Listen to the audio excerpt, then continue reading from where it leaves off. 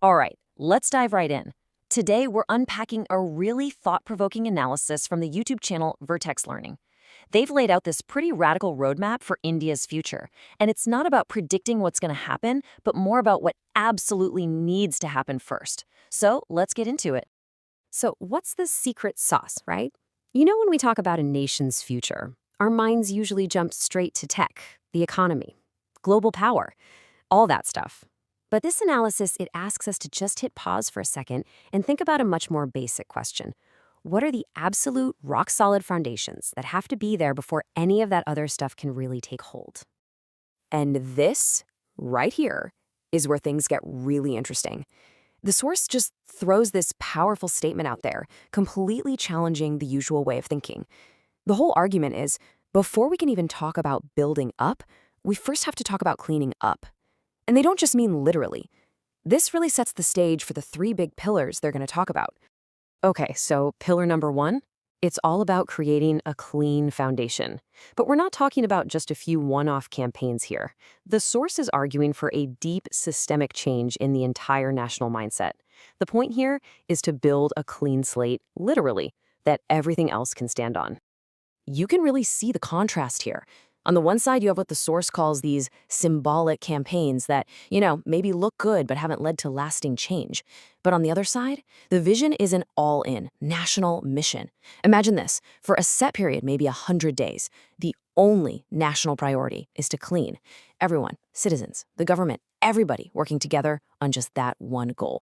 And look, this isn't just about brooms and dustpans. It goes way deeper, into rethinking our whole way of life. The source talks about creating this circular economy with technology helping out, where we stop seeing waste as just trash and start seeing it as a valuable resource. It's a huge shift from just cleaning up a mess to designing a system where that mess doesn't even get made in the first place. All right, so once you have that clean foundation, what's next? Well, that brings us to pillar two, a totally new kind of politics. The source argues for a complete overhaul, a move away from focusing on big personalities and cult followings and towards a system that's all about transparent, data-driven accountability.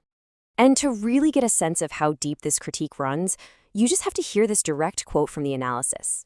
It says, "Politicians, none of them are useful." So what's the big idea here? The source says we're stuck in political debates about things like electricity and water. I mean, that stuff should just be a given by now, right? It shouldn't be a campaign promise. The vision for the future is totally different. It's one where voters aren't just fans of a particular leader.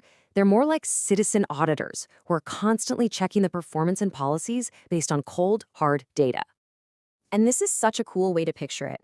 Just imagine having a dashboard like this on your phone. You could see exactly how much money was allocated for that road repair down your street, and you could track its progress in real time. According to the source, this kind of transparency would create real accountability every single day, not just on election day every few years.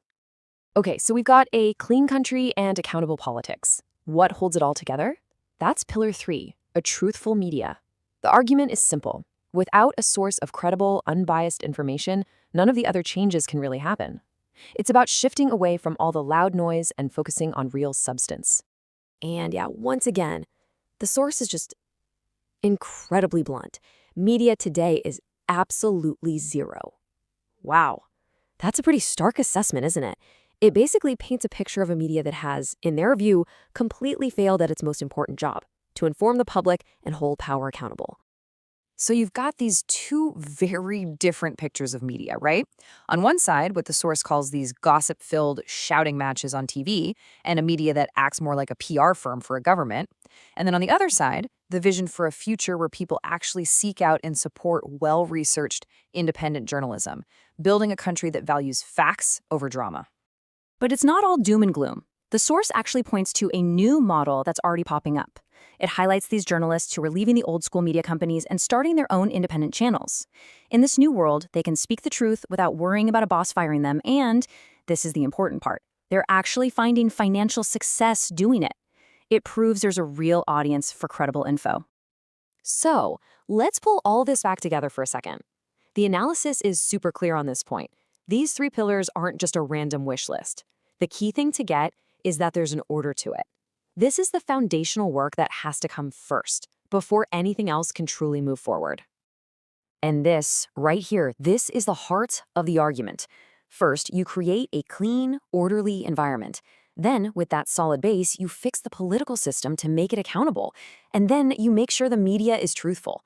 Now, you could argue about the exact order, right? Maybe you need a good media before you can fix politics. But the core idea from the source is that these fundamental things must be tackled first. And here's the real kicker. The ultimate point is that only when these basic things are solidly in place can the nation's collective mind really open up to bigger things like tech and innovation. The thinking is that without this foundation, any progress you make is just, well, it's built on sand. It's fragile and might not last. So, to wrap things up, we'll leave you with the same thought-provoking question that the source kind of leaves us with. Out of these three pillars, cleanliness, politics, and media, which one do you think is the most important domino to knock over first? It's definitely something to think about. Thanks so much for joining us for this explainer.